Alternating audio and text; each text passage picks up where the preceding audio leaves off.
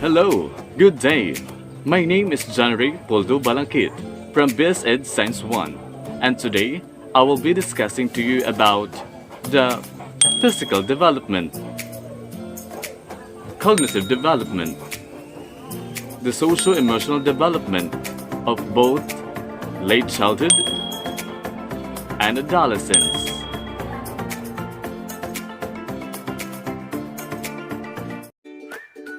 We are now on Unit 5, Late Childhood, the Intermediate Schooler.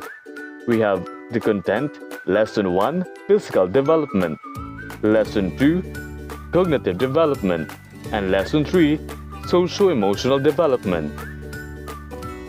Lesson 1, Physical Development of Intermediate Schoolers. Learning Outcomes. At the end of this lesson, students should be able to identify the different physical characteristics of intermediate schoolers, discuss ways and practices which will aid children in successfully developing physically, design a simple exercise program appropriate for intermediate children. Late childhood is generally defined as ages 9 through 12. Others may call this stage as preteens. Physical changes during this stage is fairly unpredictable among children in this age group. Intermediate schoolers have more control over their bodies than they have when they were in primary school. They become more active and have greater liberty to choose the hobbies or sports that they want to get involved in. Children in their late childhood stage always seem to be in a hurry. They get so busy with their schoolwork, interacting with their friends, exploring other possible activities, but this period of physical development seems to take on a leisurely pace. This may also be the stage when puberty begins. Puberty is the period in which the body undergoes physical changes and becomes capable of sexual reproduction. Early puberty. On the average, girls are generally as much as 2 years ahead of boys in terms of physical maturity. Puberty may begin early, budding breast for girls, which is the initial sign of puberty. Some girls may also start with their menstrual period as early as 8 and some as late as 13. Here are some changes that may happen to both girls and boys during early puberty. In terms of breast, for girls, small lumps from behind the nipple may occur, which sometimes could be painful, but eventually the pain goes away. It is normal for one breast to develop more slowly than the other. For boys, may also have swelling on their chest, but tends to go away within a year or two. In terms of genitals, for girls, the vulva starts to increase a bit. The vagina gets longer. The uterus gets bigger. For boys, subtle may increase in testicle size. Penis and scrotum starts to grow. Semen may be released when he is awake or even during sleep. In terms of hair growth, for girls, hair will start to grow in the armpits and pubic area. For boys, hair will start to grow and become thicker. New hair will also grow in the armpits and pubic area around the genitals. May start developing chest and facial hair. Height, weight, and muscle development. During late childhood, a child's weight on average may be in 2.3 to 3.2 kilograms per year. Weight increase was mainly due to the increase in size of skeletal and muscular system, as well as several organs. An average of 2.5 inches in height and an average of an inch in head circumference each year. Children during this stage may experience growth spurts, sudden boost in height and weight, which is usually accompanied by increase in appetite and food intake. Many of the bodily structures like the liver, muscles, skeletons, kidneys, and face follow a normal curve of development for both girls and boys. Other structures like the brain, intestines and growth organs and body systems mature at their own time, thus affecting growth patterns. Increase in body fats also occurs in preparation for the growth that occurs during adolescence. The body fat increase occurs earlier in girls and is greater in quantity. Girls appear to be chubby, while boys tend to have more lean body mass per inch of height than girls. Motor skills. During this stage, movement or the muscles and bones become more coordinated. At age 10 or 11 years, most children will have learned to play sports. These physical skills become a source of pleasure and great achievement to the children. In activities that use large muscle activities, boys tend to be more nimble than girls. Children in their late childhood is far from being physically mature. This is because they need time to refine their skills, so they prefer active rather than passive movements. Insecurities. At this stage, children may become very concerned about their physical appearance. Girls, especially, may become concerned about their weight and decide to eat less. Boys may become aware of their stature and muscle size and strength. This stage can bring insecurities. Parents, teachers, and appropriate activities must be designed so that children must be given opportunities to engage themselves in worthwhile activities that promote health growth, give them a feeling of accomplishment, and reduce the risk of certain disease. Implications to children, education, and parenting. Here are some to be considered for self-care provider, teachers, and parents. Provide sample opportunities at home and in school for physical exercises and sports. Encourage children to participate in varied worthwhile activities until they are able to discover the ones they are interested in. Develop a strong emotional attachment with your children so as to address any insecurities and social concerns. Since children at this stage have more control over their eating, provide them with healthier food choices. We are now on Lesson 2, Cognitive Development of Intermediate Schoolers. The learning outcomes. At the end of this lesson, students should be able to examine the cognitive characteristics of intermediate school children, discuss important factors that affect the cognitive development of intermediate school children, enumerate ways on how teachers can promote creativity in the learning environment, learning activities, and instructional materials. Since children in this stage are already in their late childhood, rapid development of mental skills is evident. Reasoning and logical thinking are still very limited, but with proper guidance and nurturance from parents, teachers, and the rest of the community, these children can easily succeed in their intellectual endeavors. Initial cognitive characteristics. Intermediate school children greatly enjoy the cognitive abilities that they can now utilize more effectively as compared to their thinking skills during their primary years. Their ability to use logic and reasoning gives them chances to think about what they want and how to get it. They now become very interested in talking about the future or even their potential careers. They are even capable of understanding concepts without having direct hands-on experiences. Reading development. Children this stage is marked by a wide application of word attack. They are no longer into fairy tales and magic type of stories, but are more interested in longer and more complex reading materials. Attention. Their span of attention is dependent on how much is required by a given task. In terms of schoolwork, older children can concentrate and focus more for a long period of hours, especially if they are highly interested in what they are doing. Creativity. Children at this stage are open to explore new things. They just need a little guidance and support from parents, teachers, and people around them.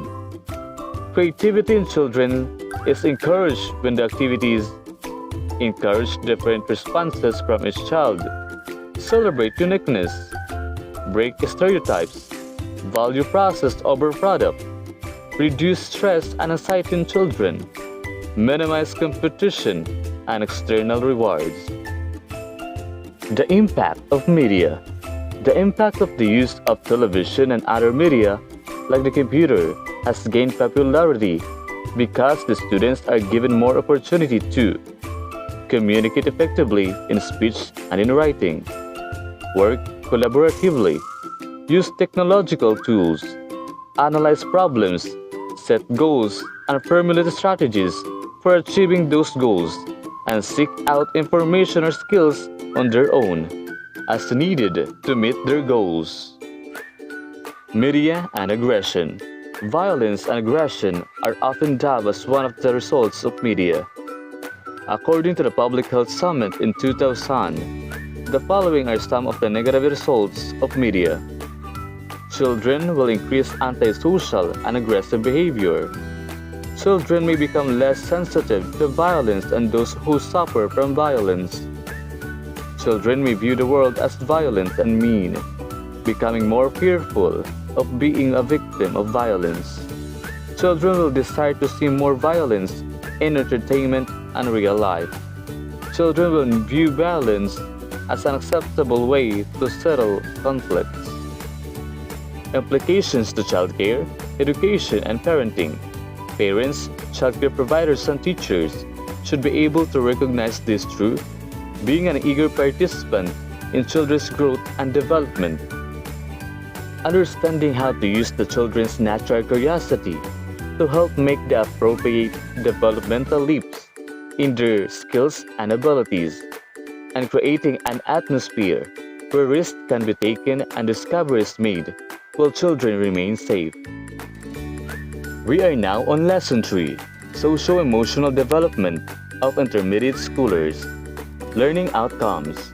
At the end of this lesson, students should be able to identify the socio-emotional characteristics of children in their late childhood stage, determine the qualities of family life that affect older children's development, including changes in family interactions, interview a parent regarding their child's socio-emotional development.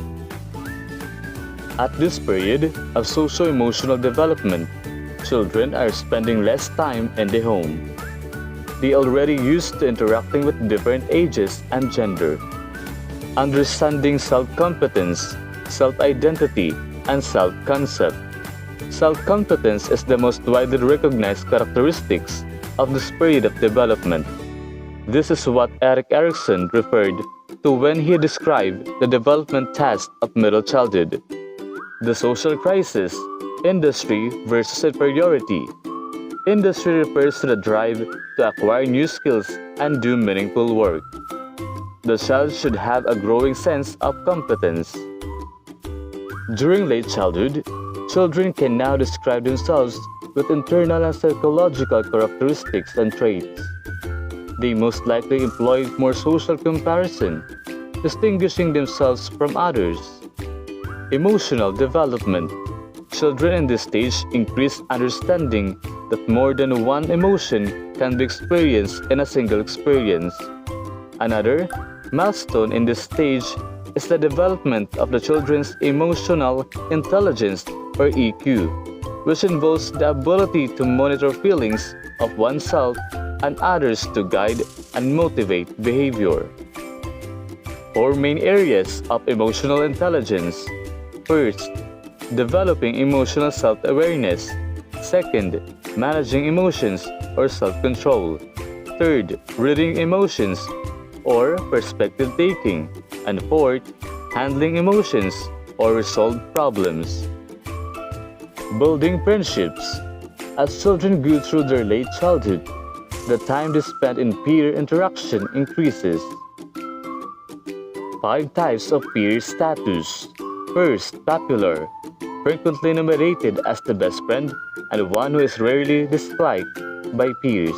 Second, average, receive an average number of positive and negative nominations from peers. Third, neglected, very seldom nominated as best friend but is not really disliked. Fourth, rejected, infrequently nominated as a best friend but one who is also disliked by peers. Fifth, controversial, frequently nominated as a best friend but at the same time is disliked by others.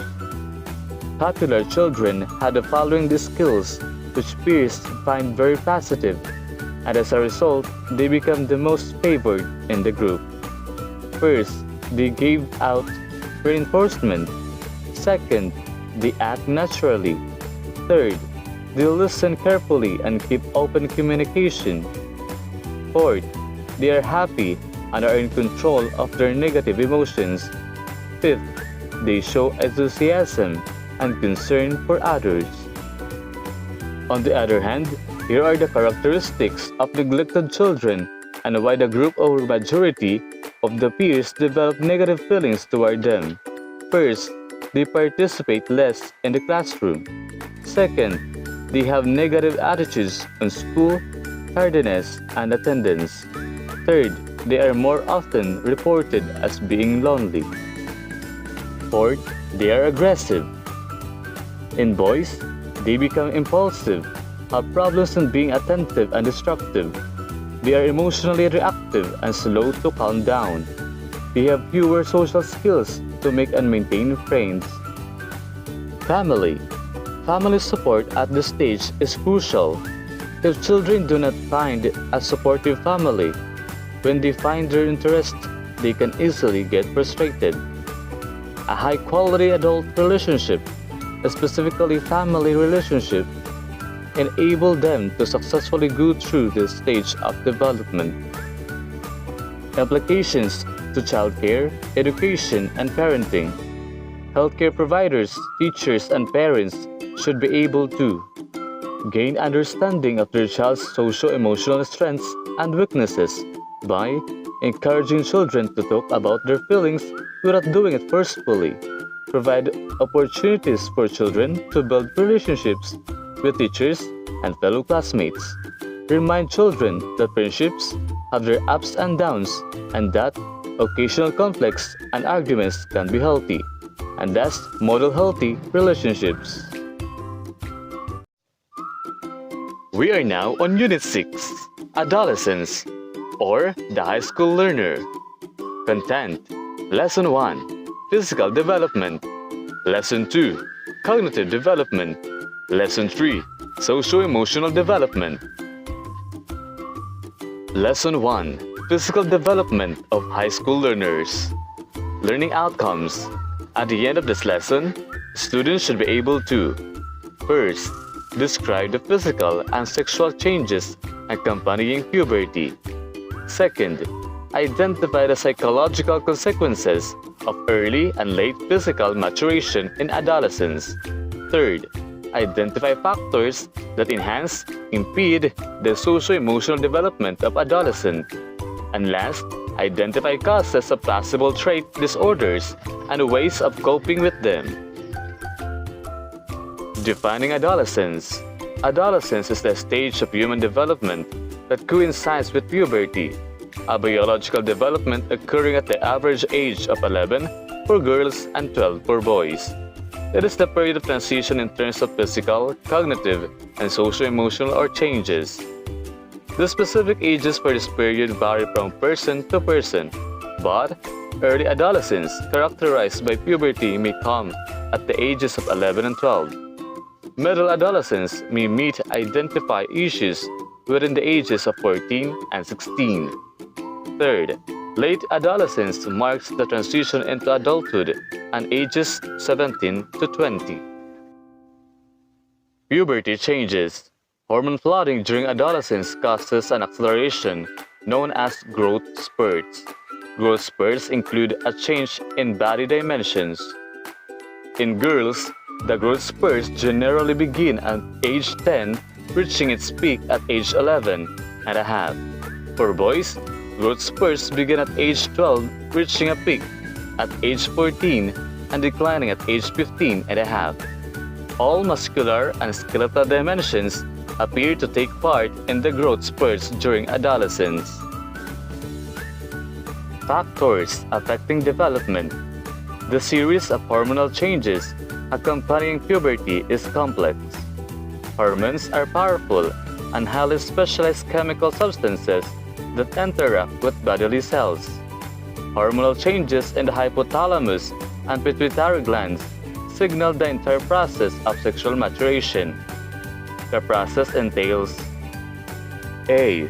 Secretion of gonadotropic hormones by the anterior pituitary at the base of the brain near the geometric center of the head. B. Gonads, which are the ovaries for the female, and the testes for the male, are then stimulated by the gonadotropic hormones, in turn stimulating their own hormones. C. This stimulation causes the secretion of testosterone in the male sex organ and of estrogen in the female ovary.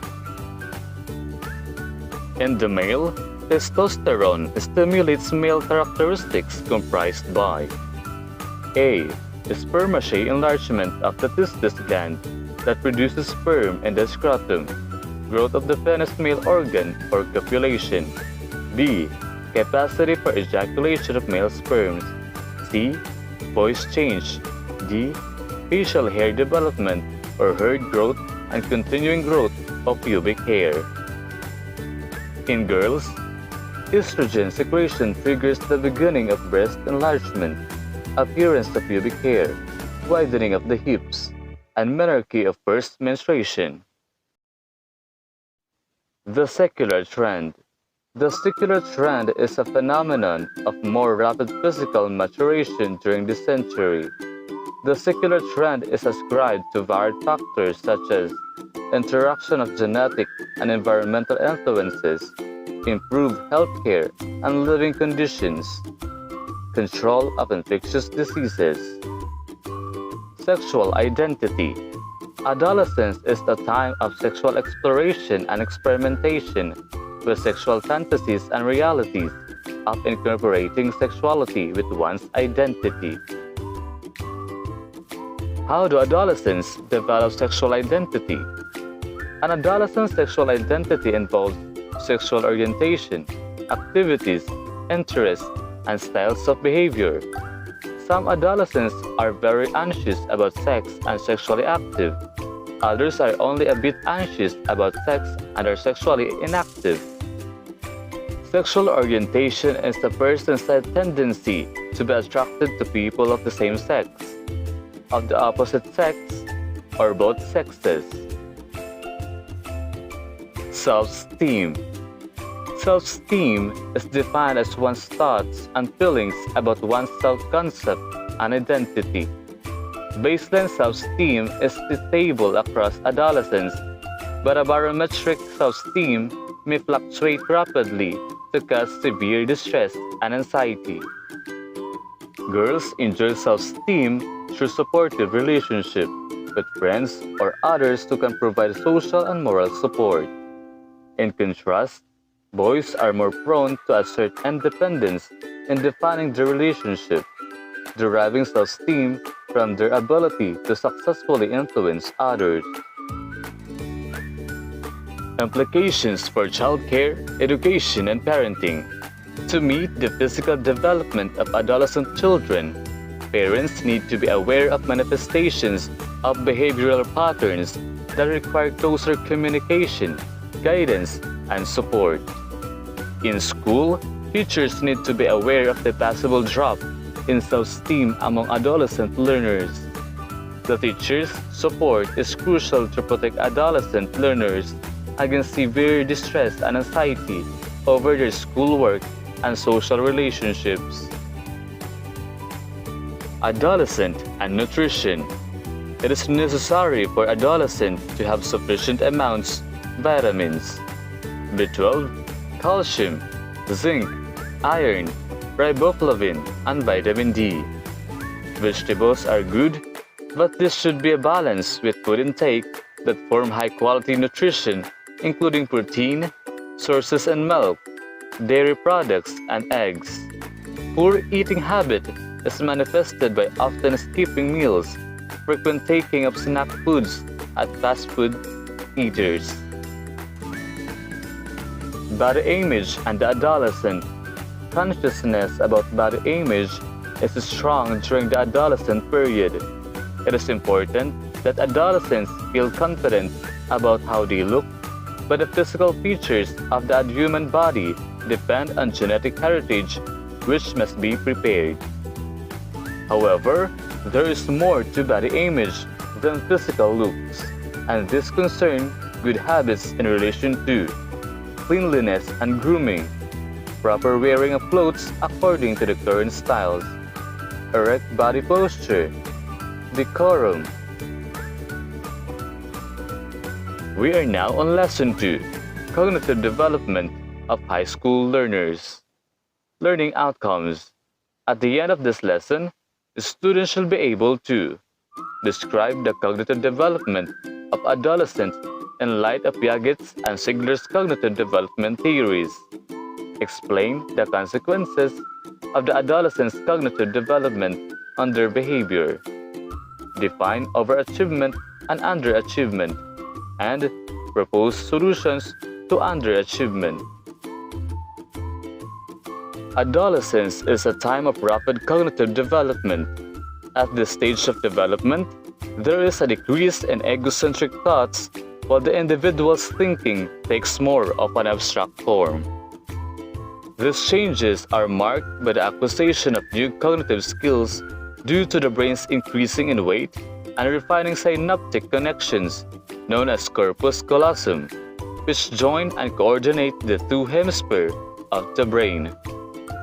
Another brain development is the process of correlated temporal and practical areas, known as myelination. The second development covers the brain system whose executive functions relate to attention, verbal fluency, language, and planning. Through brain scanning, 3 peaks in brain maturation have been identified by neurological scientists, and these are at age 12, age 15, and age 18.5, coinciding with operational thinking processes for logical reasoning. Piaget's formal operational thinker.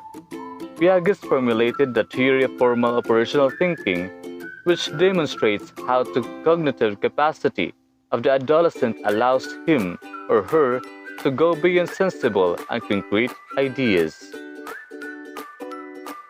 Formal operational thinking consists in A.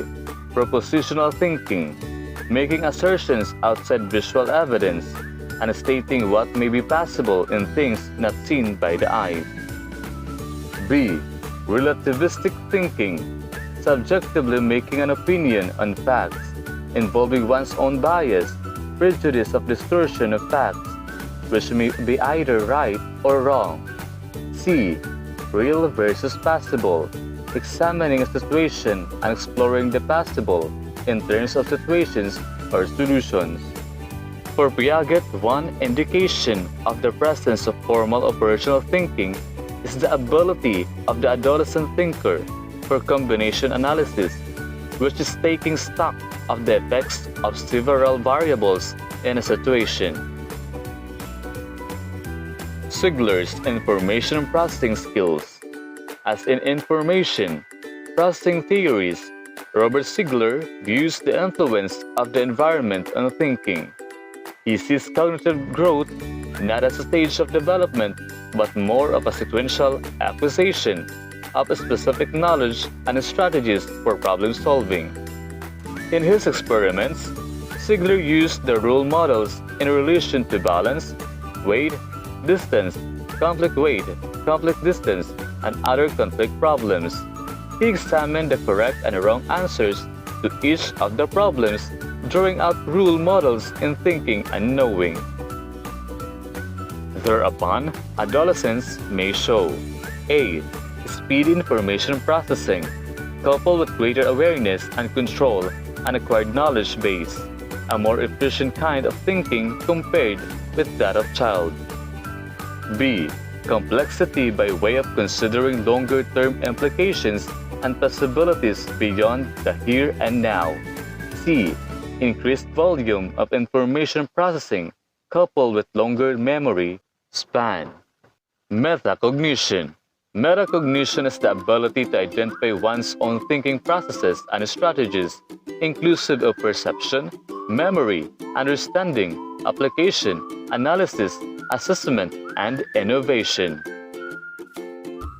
Another important development is the ability of the adolescent for information processing. Information theorist Robert Sigler sees a sequential acquisition of specific knowledge and strategies for problem solving. He observes the quality of information processes that faces tasks and hand-through strategies and rules. Overachievement. During adolescence, he/she can achieve very high academic grades in spite of not getting IQ grades that are at the top 3 or 5% of the bell curve.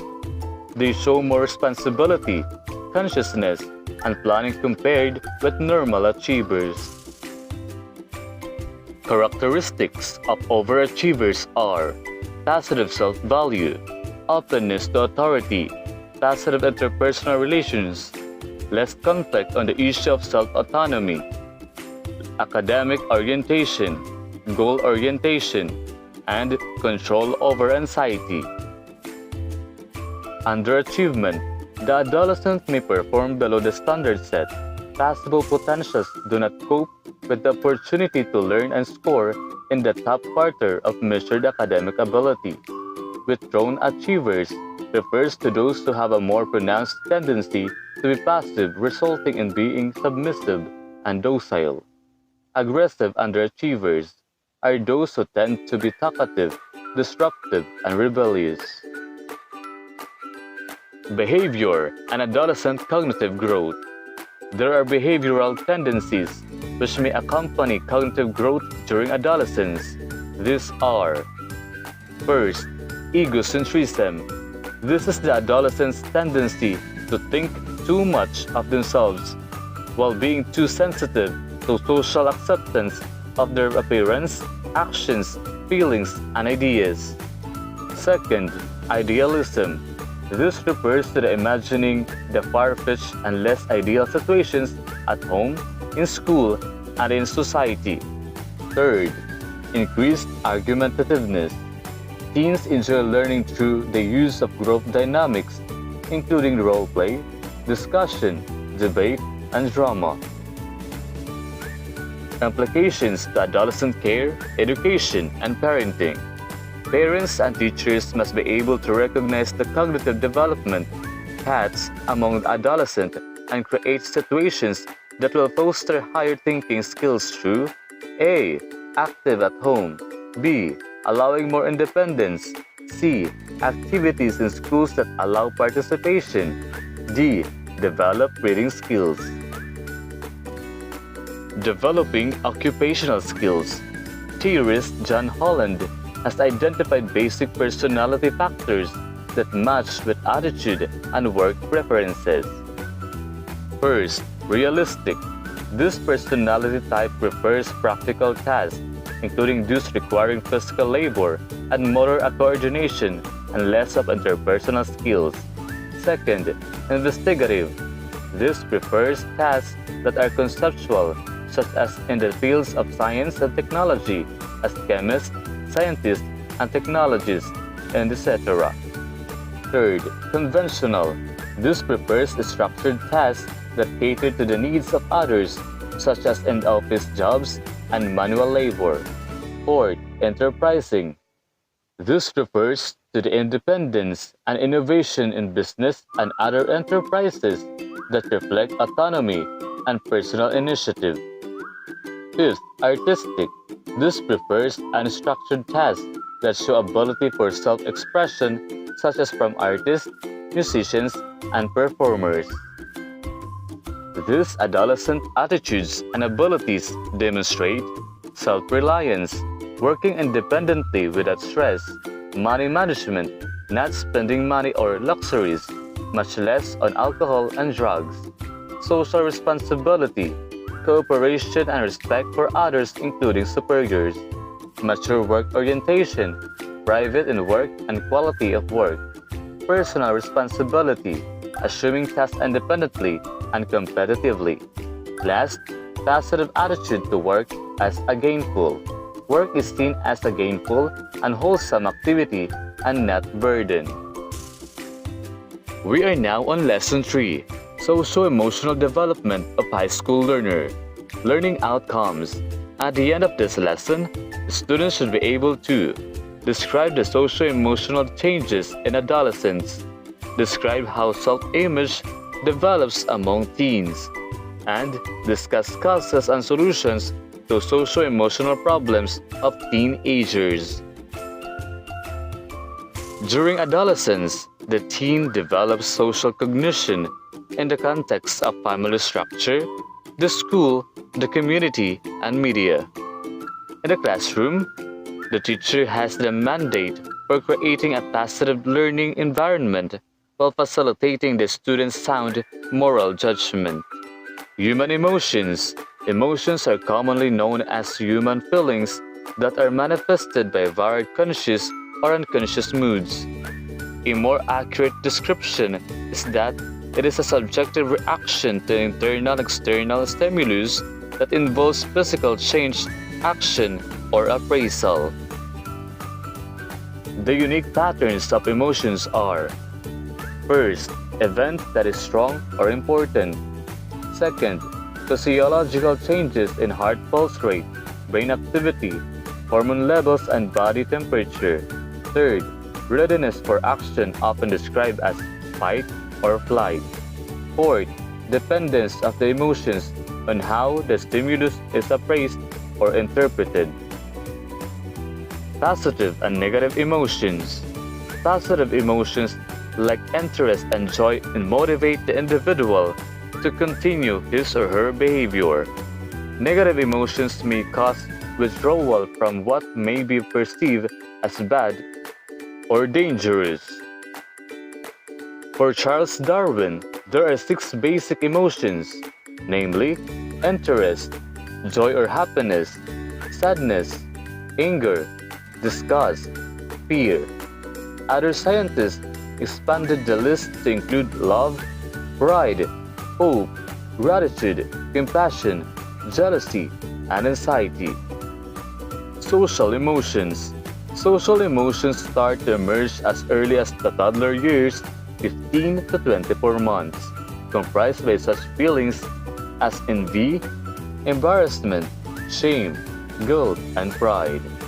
Observable emotions during these years may not be accurate, but they can be a problem if not controlled.